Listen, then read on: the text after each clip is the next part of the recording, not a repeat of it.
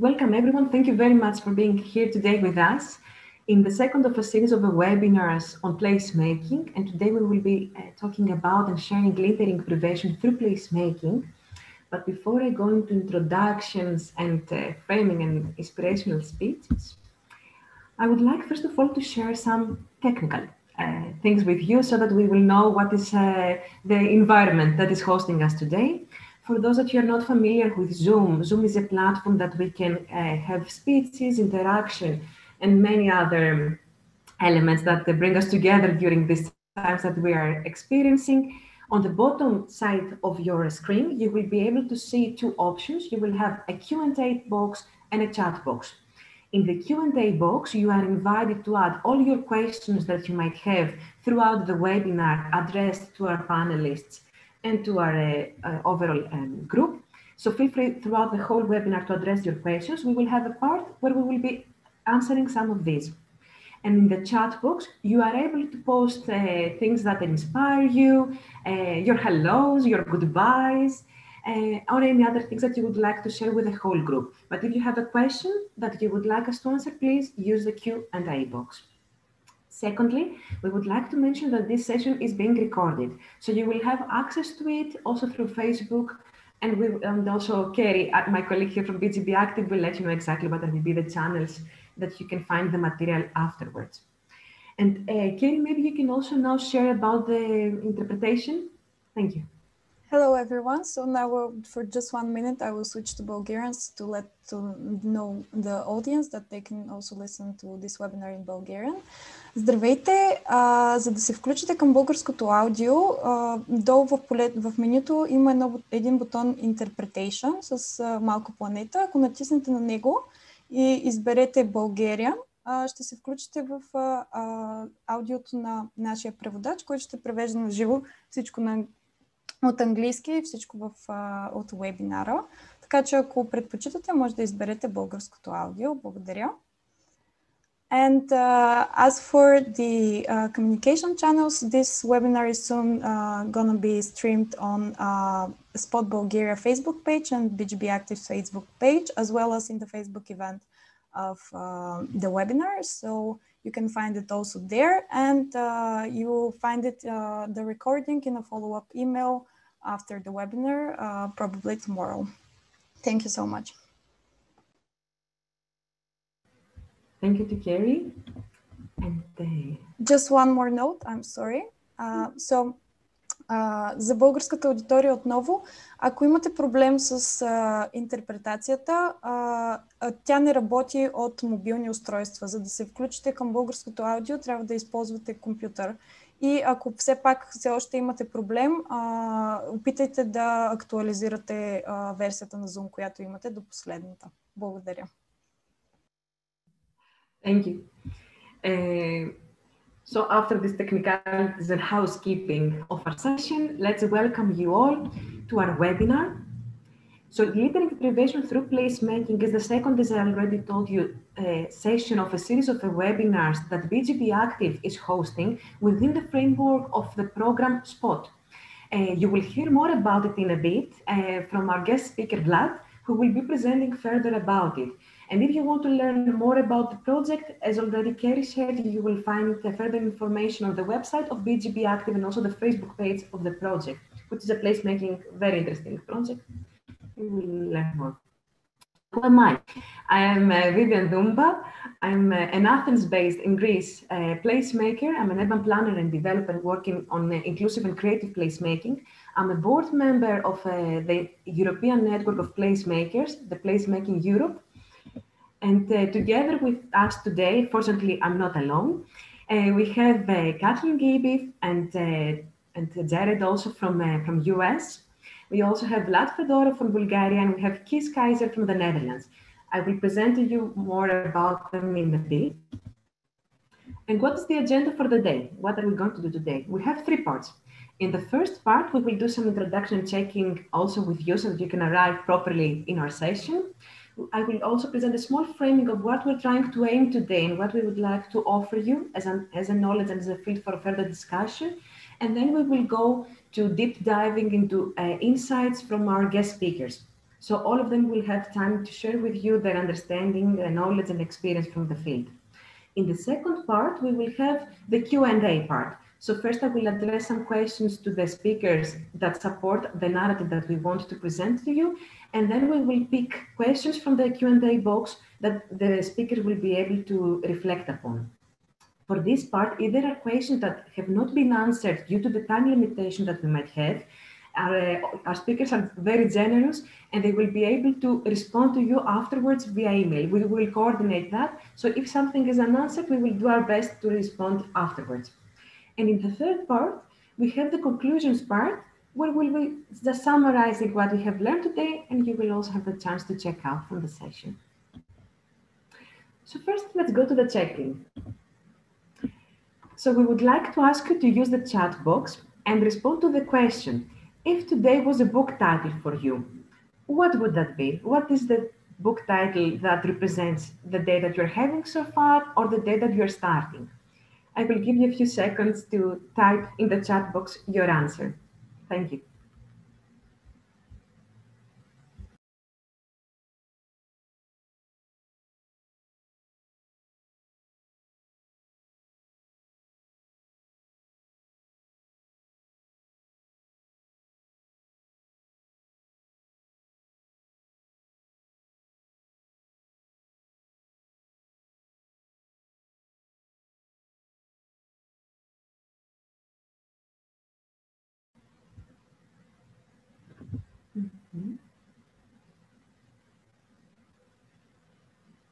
I see already some very positive notes. All good things to come, beginnings, return, traveling home, Dandelion wine, the calm day.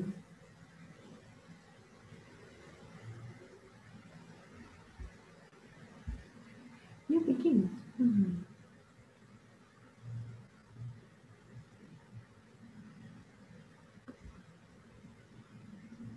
Exhaustion has no end, a day in the life, littering makes me crazy. All right, I see a variety of feelings coming in. Working with babies around. I don't have babies, but I had cats at some point. So yeah, it can be really challenging times to work from home sometimes. Adventures with cities. Thank you very much for being here with us. You can continue sharing any inspiration or any thoughts that you might have, and please remember your questions go to the Q&A box. So let's continue with our polls. So we would like to know, since this is a webinar format on Zoom, so we cannot really talk to each other, but let's see who is in the room. And Carrie has prepared for us some polls that we can launch. I can already launch them, I think. Yes, launch polling. So here we have 4 questions. First of all, where are you watching us from? If you have experience with placemaking projects, or is it something completely new to you? If you have experience with addressing environmental sustainability issues through civic participation, and what motivated you today to join us in this discussion and session? I'll give you a few moments to reflect on those.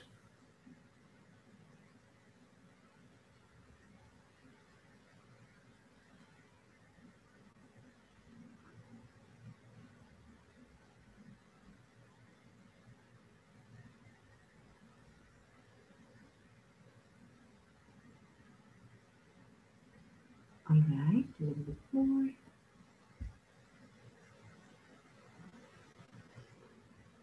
Okay, I will. Oh, more coming in.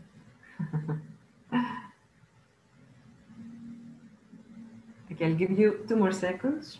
1, 2, 3. So let's see the results. So we have many people joining us from Bulgaria and United States of America. So it's either afternoon or very early in the morning for some of you. But we also have people from South America, Asia, Canada, UK, very much like this. Most of you have experience with placemaking projects, but it's interesting to see that many of you also don't have experience. So I hope we will be able to share with you elements about what placemaking is. Most of you also are addressing environmental sustainability issues through your practice and with civic participation. And about your motivations to join, it was that you want to develop your knowledge on placemaking and littering prevention and also grow your general knowledge. Thank you very much then for being here with us. We hope that we will be able to reflect your expectations. So maybe we can move a little bit now to giving you the framing of what we are going to do today. So as I already informed you about, I'm Vivian and I'm board member of Placemaking Europe. But what is Placemaking Europe and why we are here today? Placemaking Europe is a network that tries to advocate about placemaking around Europe and internationally. We're also member of Placemaking X, which is the international network of placemakers. And what we're trying to do is to support and collaborate with organizations on the bottom where all the action is taking place. And we want to achieve healthy, inclusive communities that thrive through the assets of their place. And the mission and how we do that is by, as I already told you, advocate about it, but also develop projects, collaborations, and develop further understanding about what placemaking is. You can join our community, but first of all, following us on the Facebook group. It's a very active community. It's there. You see many people addressing questions, ideas, and everyone's reflecting back. So if you're using Facebook, feel free to join us in our group. But you can also find us on our website. That is not just a website presenting what placemaking is, but it is an active, again, tool for the community. We have many tools that you can use in your own practice as placemakers or not. The reason why I'm also coming here today from the whole network is because I'm also working a lot with sustainability, specifically with circularity. So as I told you, I'm based in Greece, and I'm working both in Thessaloniki on the north and Athens. And in Thessaloniki, we have just established an initiative called Kyklos, which means circle in Greek, which is an urban sustainability and circularity lab. And what we're trying to do is work together with the community on the ground in the neighborhood about changing the perception that people have about sustainability and integrate it really in the daily life. And this is also the topic that we will try to touch today. So how can placemaking as a strategy, approach, methodology, and the tools that it contains bring the behavioral change that we want towards more sustainable cities and, of course, towards littering prevention. So everything starts, and this is the common ground that placemaking and littering prevention have, which is the change of behavior. And this is something I think that maybe it's very prominent at the moment, since the whole discussion around the Green Deal has brought a lot this kind of aspect. How do we change the behavior of the civics? How do we engage with the communities? How do we enhance civic participation around these topics?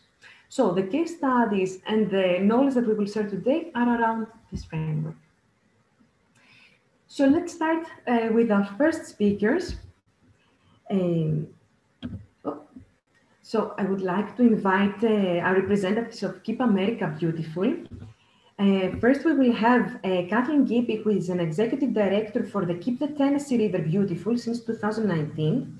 And he's also one of the first Keep America Beautiful affiliates in the nation. Together we also have Jared Jones, who is the programs director of Keep America Beautiful, and he's responsible for cigarette programs, Great America Cleanup, Cigarette Litter Prevention Program, and America Recycles Day. Of course, it's not possible to mention everything that they are doing, so feel free to both of them to share with us.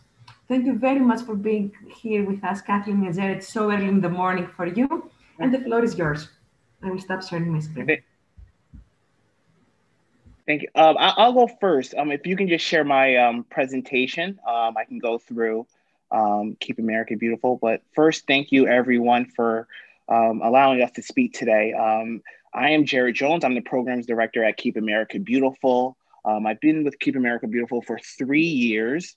I run the Great American Cleanup, the Cigarette Litter Prevention Program, and America Recycles Day.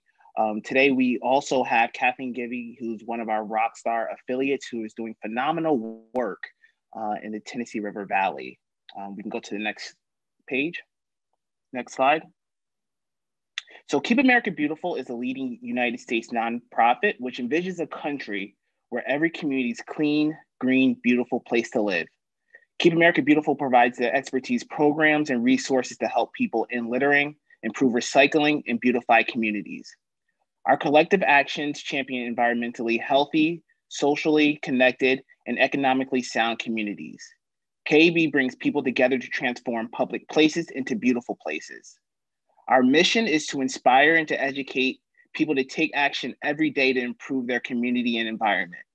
At Keep America Beautiful, we focus on three pillars in order to build resilient and strong communities: ending litter, improve recycling, and beautify communities. Next slide.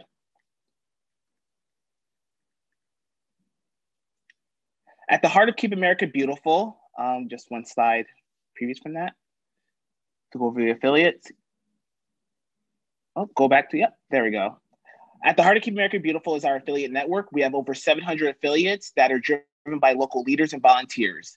We support our affiliates and provide resources for grassroots community improvement by providing access to centralized national KAB programming, professional development, research, reporting, and strategy. Partnering with local and national groups for recycling, beautification, environmental improvement, and building relationships with local government and public officials for greater impact.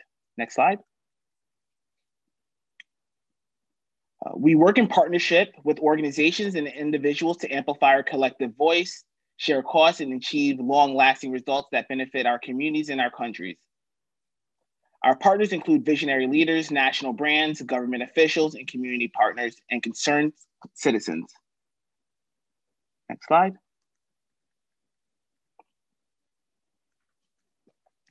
The Keep America Beautiful Model for Change system is an integrated approach that serves as the primary tool for developing and implementing behavior change programs for our affiliates and partners. Our programs are research-based, measurable, and designed for implementation to improve community environments. Next slide. Under our 2021 program portfolio, we will have a special focus on waterway areas. Our ultimate goal is to focus on three pillars: healthy waterways, waterway education campaign, and remediation. Under those, we have recycling and trash collection receptacles, cigarette receptacles. We have an education campaign, No Litter Sherlock, waterway litter research findings, and the implementation of C-bins, and then our program retreat that focuses on planting.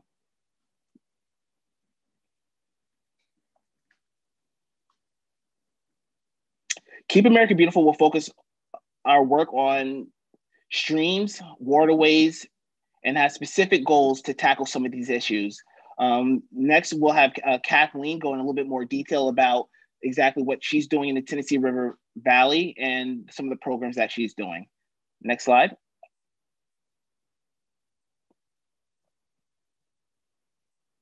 So this year, we were able to place C-bins in 3 locations in the United States, in Tennessee, North Carolina, and Ohio. On this slide, we have a brief description of what a C-bin is. Kathleen will probably go into more detail about the C-bins and how she implements them in her area. But just to give a little bit background about C-bins, the water is sucked in from a surface and passes through a catch bag into the C-bin, and the water is then pumped back into the water body, leaving litter and debris trapped in the catch bag. It's estimated that 1.4 tons per year of litter, including microplastics down to 2 millimeters small. Next slide. So when placing the C-bins, we have some criteria for it. We have to have an understanding of the direct placement. We ask our community partners and our affiliates to have a commitment to operating and maintaining them.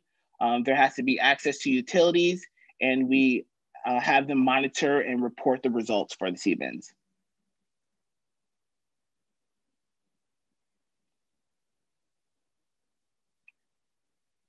So For our sea bins, as mentioned before, it weighs and captures litter removal for water bodies. And then we asked to do a pre and post scan for the sea bins to register some of those results, to really focus on some of the positive things that we've done and to see if there's any type of education and prevention that help alleviate some of the litter in the area. So next we have Kathleen Gibby, who is going to talk a little bit about some of the projects that she is doing in Tennessee. Thank you so much, Jared. And thanks to everyone for having us here. It's a true honor to get to speak to everyone here. Truly feel like we're in the presence of heroes, because everybody who cares about litter and is really making a difference for our future. So thank you so much.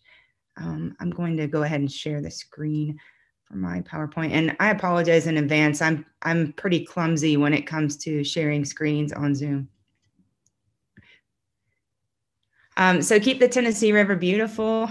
We are supported by the Tennessee Valley Authority, Keep Tennessee Beautiful, Yamaha, our Tennessee Department of Transportation, a national nonprofit called Living Lands and Waters, and of course, Keep America Beautiful.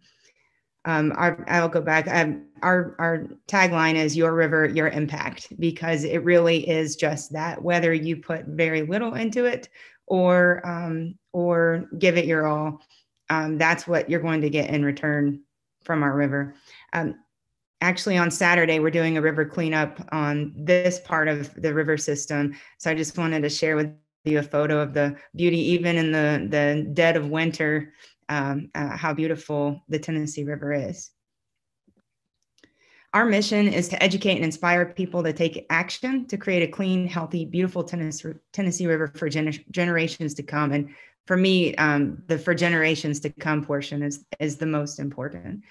How we started, Chad Pagracki founded himself in the late 1990s. He's founded a nonprofit called Living Lands and Waters, and he just was on the Mississippi River and saw how there was a lot of litter in the river and realized, I want to do something about this.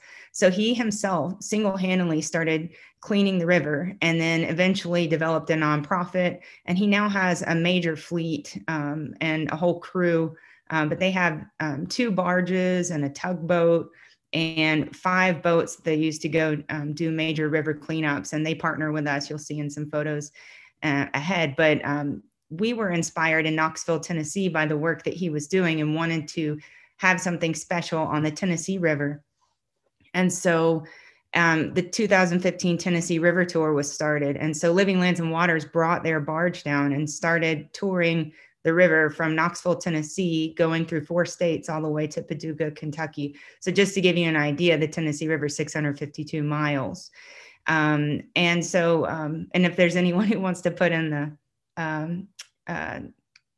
the comments of the kilometers, how many that is.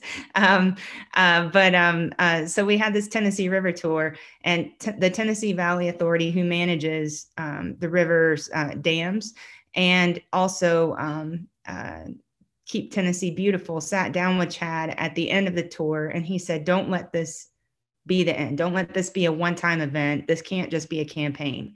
And so they came up with the idea to form Keep the Tennessee River Beautiful. And we began work in 2016. We're the first Keep America Beautiful affiliate in the nation to focus on a river. So far, we've held 75 cleanups. We've had 678 volunteers. That will change on Saturday. And we've pulled out almost 180,000 pounds of trash to date. And I did do that calculation for you guys. So that's 81,646 kilograms trash just in since 2016. Now, our goal this year is to remove 100,000 pounds of trash. So we'll be looking to do, I guess, 40,000 kilograms, I guess. We're very excited about the movement that we've been having. So we've been continuing to grow each year, and it's really exciting to see the energy. Everyone has a lot of fun at our cleanups, as you can see. Those are some students from the University of Tennessee celebrating after they finish their cleanup. I want to share with you really quickly, the Tennessee River is a pure natural asset. Like I mentioned, it's 652 miles. It touches on 7 states. The main stem actually touches 4 states of Tennessee, Alabama, Kentucky, and Mississippi. But then its tributaries go into North Carolina, Virginia, and Georgia. The Tennessee River is known by many scientists in this area as the underwater Amazon of North America. It's actually the most biodiverse river in North America, and it has 230 species of fish alone. Just to give you an idea, the Mississippi River is more than double the length of the Tennessee River, and we have more than double the number of species of fish in our river. So very biodiverse. It's also an economic driver. The recreation industry on the Tennessee River alone has an annual impact of $12 billion. So obviously it's very important to our economy to make sure that this river stays beautiful. And that's what makes this so great for me, because, I think that our work is so bipartisan. It really is that common ground that you're looking for. A lot of people hear about environmental groups, and you immediately think you're on the far left, but when it comes to this river, there's just so much that it impacts our economy. Everyone loves to be on it, and we've had your greenest of environmentalists on our river cleanups, but we've also had people wearing Trump 2020 hats and celebrating. So it's I'm really proud of that this is in such a divisive world today, that this is actually a very easy common ground that we can all agree on. And the river does impact, you'll see those statistics there to the side. For time's sake, I'm just going to let you guys read that. But it does provide a lot of hydroelectricity to our community. More than that, and this is something we really try to drive home, the Tennessee River makes up our cultural heritage. And so I love that you guys have been I've got family members wanting to come in my office. But the placemaking, what I wanted to say, how important placemaking is when it comes to litter, because when you can drive home, this is your home. We love where we live. And why would we ever let this beautiful, special place get trashed? So we really try to drive home our cultural heritage, the impact of this river on it, and how it defines who we are. So I just highlighted a few on a map for you. So we're very proud, obviously, that Dolly Parton hails from our area, and she actually and just excuse me. I do need to give a little backstory. The Tennessee River has a name as the Singing River. And that was actually given to it by a Native American who, it was said that the river, when the water went through some parts of the rocks, it sounded like it was singing.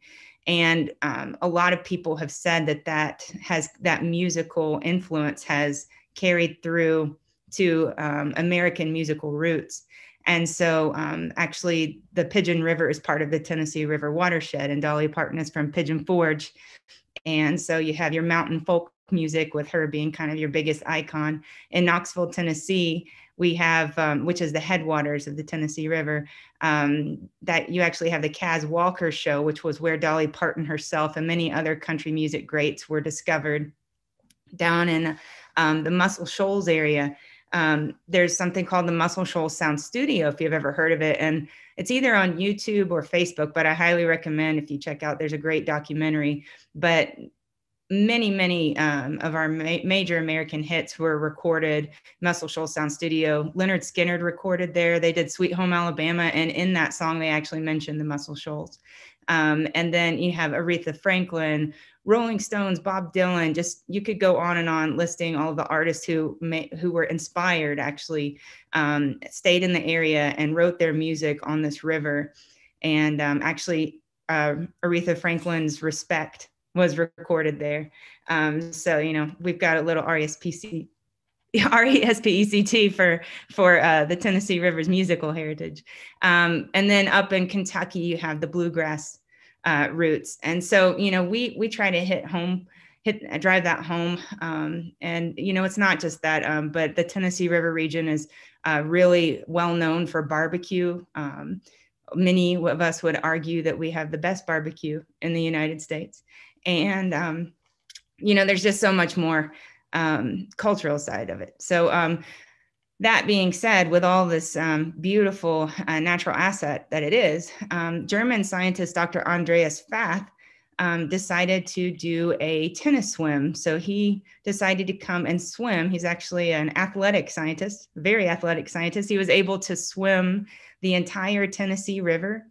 And he was, while he went along the way, was doing water samples, and he found that the microplastics in the Tennessee River were at the highest levels of any river studied to date. And that's more than the Yangtze River in China. And so, you know, I want to emphasize that it's a very beautiful river and not dirty, but the microplastics in the water are extremely high. And so, you know, that put us on alert. That study came out in February 2019. And just to tell you an idea of how when you contribute and people can make a difference. This person right here, Christy Branscombe, at the time was deputy to the mayor of Knoxville. I actually took this photo when I worked at the city of Knoxville. And now I work for Keep the Tennessee River Beautiful, and Christy Branscombe, who helped to get that Tennessee River tour started, serves on our board. So here we are working for the Tennessee River today, thanks to a study that Dr. Andreas Fath did. So really quickly, I'm going to show you a video. I'm trying to stay within time. I'm a very excited person. It's hard to turn me off. So you guys will have to like wave your hand at me. Like I said, I'm very clumsy when it comes to sharing my screen. Okay, so I stopped the share there. Okay. And then I will go into video. And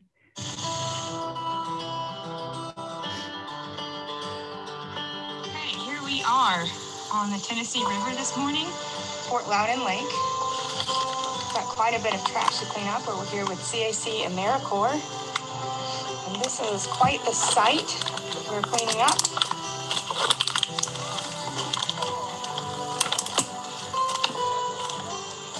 We have some volunteers getting excited about their finds. But you hear crushing underneath me. That's not branches, that's actually plastic. So all of those single-use items that you use on land, that's all getting blown or washed down by rains through our streams and storm drains into our river, and ultimately getting deposited here on the shorelines. Now, as a volunteer, hey Emily, and we are doing our best to get out this plastic, because eventually there will be a flood that comes through here. The last 2 years we've had floods in the spring. It'll pull everything back out. And this plastic being out over time, especially in the sun, gets broken down by the sun and waves, and will break into microplastics. So we are doing everything we can to grab this up and make sure that that doesn't happen, but also to raise awareness for what you guys need to know that happens to your single-use items.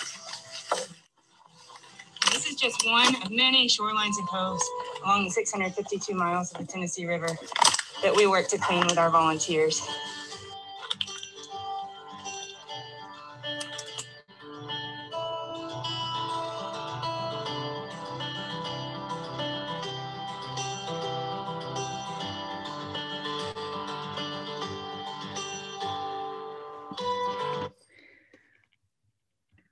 Now I will clumsily try and get back to my presentation here.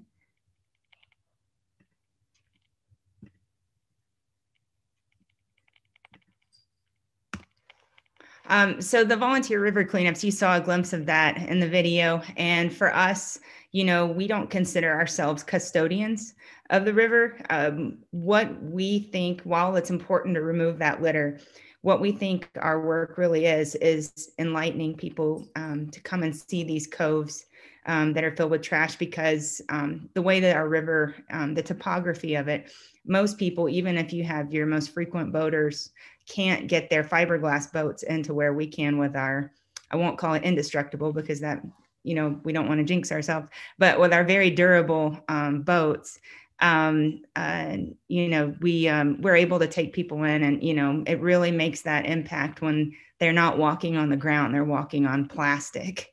And, you're supposed to hear branches snapping, not plastic crunching or styrofoam cups. So I can't tell you how many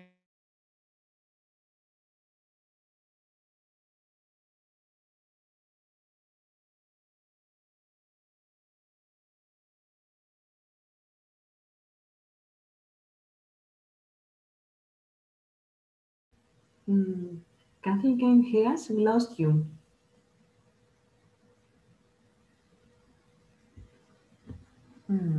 to come and do major cleanups along this big watershed. And then you can see the before and after, and it's really inspiring to people to see how quickly they can move through an area. This was cleaned up in an hour. And then we have bulky items too. Now, a lot of the trash you're seeing is resulting from, we've had a lot of natural disasters because of climate change, right? So we have, the Tennessee River has had, the last 2 years have been the wettest years on record for the Tennessee River. And we've had a lot of flooding. We've actually had three major tornadoes that have really devastated some areas. And so, the thing about single-use plastic, and this is a message we try to drive home, even if you're properly disposing of those single-use items, all it takes is a natural disaster to wind up putting it on the ground to get washed into the river or directly throwing it into our waterways. Just want to show you a chart. So this is our growth over the last few years. So this is our poundage. The first few years we didn't have our own boat. 2019, we got our own boat. 2020, even though we had to stay seated with no cleanups for 5 months because of COVID until we developed a COVID policy, we were able to remove 61,000 pounds of trash. And the difference maker was that we got a truck to haul our big 5,000 pound boat. And we also got, for the first time, an AmeriCorps member. So I now have supporting staff for the first time ever. And then, so this year, we're very excited with our goal of 100,000 pounds. Finishing up the month of January, we're already at 13,000 pounds of trash. And like I said, we try to drive home about placemaking. So we don't, when we can, when it's not COVID and not a pandemic, and we're not worried about social distance or, masks or whatnot, we actually make a point to highlight a cultural aspect of the community we're cleaning in. So whether it's celebrating with barbecue like we did here in Knoxville, or we actually were able to take our volunteers into the Muscle Shoals Sound Studio for a free tour after the cleanup. And we actually got to be part of a recording that took place. So we actually were a clapping sound in the background, and, to actually stand there where Aretha Franklin recorded, I think really hit home for a lot of people. And this photo you see here is a park ranger telling the history. The Tennessee River has, if you heard about the American Civil War and how you had areas that were divided, some with the Union and some with the Confederate, the Tennessee River really was one of those physical dividers.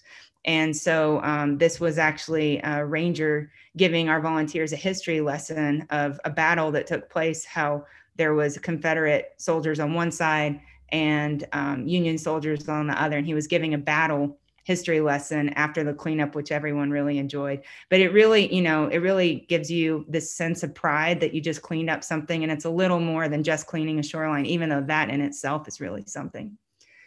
We offer free adopted river mile programs, and people get really excited afterwards. And so this is a way for them to continue. We provide them cleanup supplies, and then they get a sign that declares their river mile being adopted. From a big cleanup that we had in January that actually got covered by CNN. And it actually inspired a lot of river miles to be adopted. In fact, in the last 48 hours, we've had 13 river miles adopted because of all of the energy happening, which is wonderful, but I'm starting to need more staff. And then we also have an Adopt a Storm Drain program, which is similar. And something that we're really excited about, especially through COVID, we were trying to think of ways for people to make commitments and help if they didn't feel comfortable getting out because of the virus. You know, I actually have asthma, so our COVID policy is very, very strict, and we're very lucky that we get to have this activity as a nonprofit to do community service that is safe as long as everyone's following social distancing and wearing a mask. But you know, there's still people who don't feel safe with that. And so we have this option of Pledge for Rivers. And what they do is they make a pledge to stop using one single-use item for a year. And it's really important that you only do one single-use item. It's a lot like dieting. You don't want to get excited and try and quit all your plastic, because it's really surprising, especially for us Americans. It's very surprising how much plastic makes up your everyday use. And so we encourage them just to do one item, and we actually break down the difference that they can make. So like for, you know, in America, if you quit plastic bottles for a year, you're saving 167 bottles, styrofoam cups, 82, plastic straws, 584, plastic bags. The American household uses 1,500 plastic bags a year. And so it really adds up. And just within the first 3 weeks of this Pledge for Rivers program, we had, I think it was like almost 40 people that made pledges. And that led to, we tallied it up, and that just alone was 11,992 single-use items that were going to be saved for this year. And we don't just leave people out there making a pledge. So we actually have our staff follow up with everyone and just see how they're doing and ask them if they've run into any barriers. And then we coach them on some suggestions that they could do to make a difference. And then really quickly, I know I'm probably running short on time. Is that right? Or have I already run it out? I've already run it out. Okay. Keep America Beautiful has been a big supporter of ours. So we actually have been fortunate enough to get receive two grants from them. And they've actually given us 500 of these beautiful cigarette receptacles. And we've signed up with this program with TerraCycle. And there are 200 marinas, campgrounds, and resorts along the Tennessee River watershed. And so we were able to reach out to all of these groups and say, hey, you know, we can provide you this educational art wrapped cigarette receptacle, and if you'll install it and maintain it. And what they do is TerraCycle covers the shipping cost. And instead of throwing the cigarette butts away, it's shipped to TerraCycle, and those plastic microfibers that are in the filters are recycled.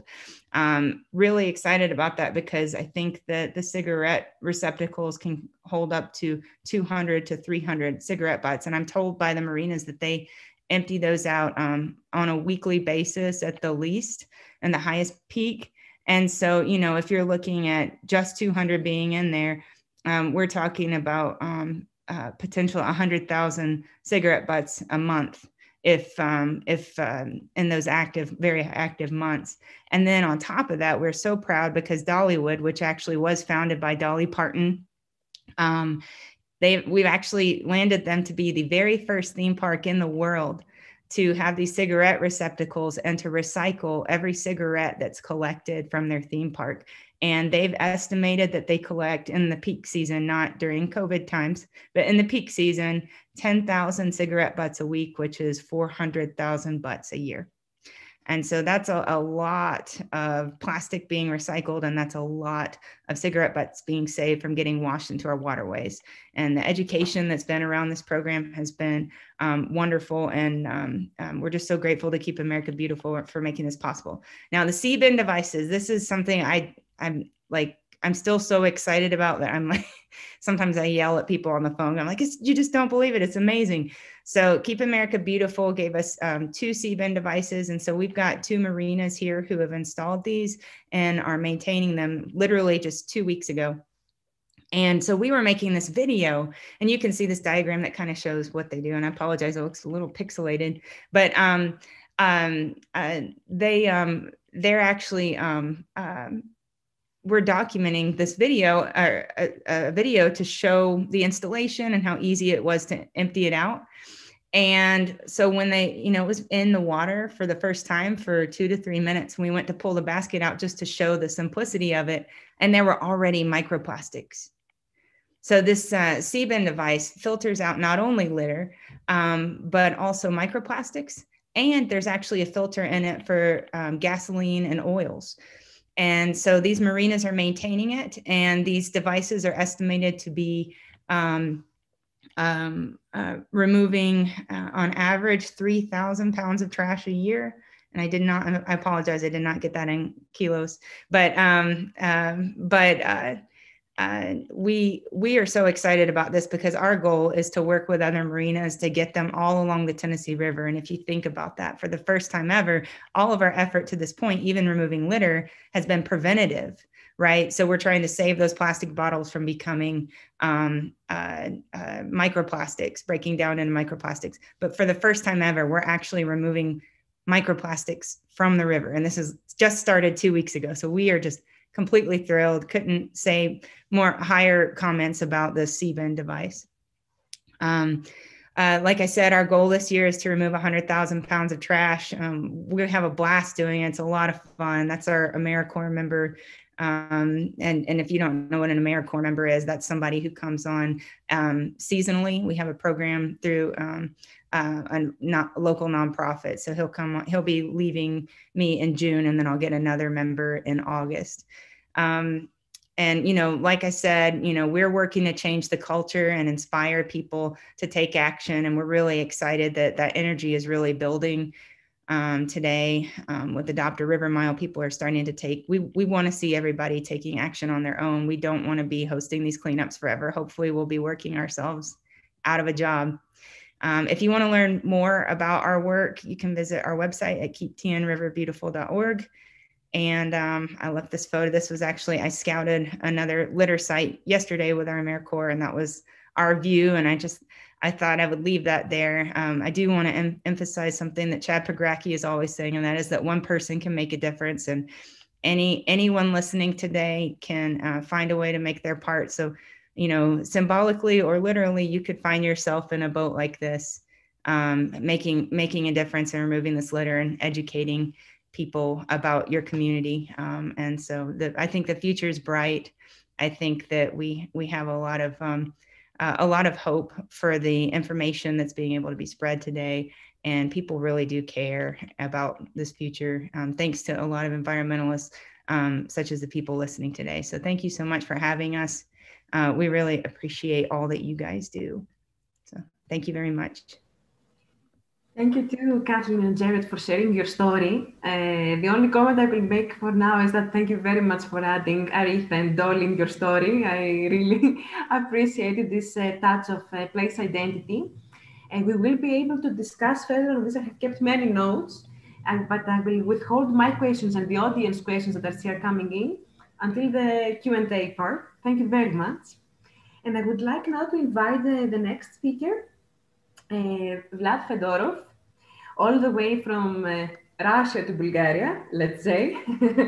Vlad is a project coordinator for BGB Active since 2019. He has worked on a variety of Erasmus Plus programs and European Solidarity Corps programs, so he has lots of experience with international collaborations and how to bring them on the field.